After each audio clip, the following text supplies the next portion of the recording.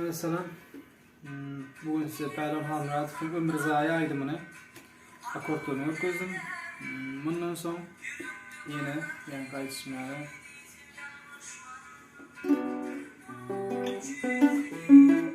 4 akortla gidiyor Ömür Zaya aydımı.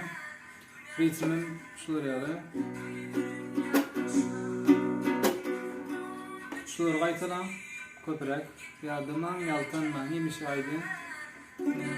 Kıyımlar ansadaydım çalması.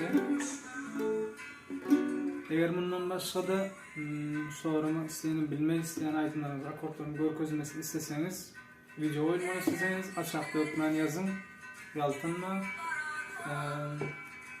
Sizden yakıcı paylaşım, size düşünce kanala abone olmak ve video oyunu yaran olsa like basmak. Önemli. Sağlıklı görüşelim.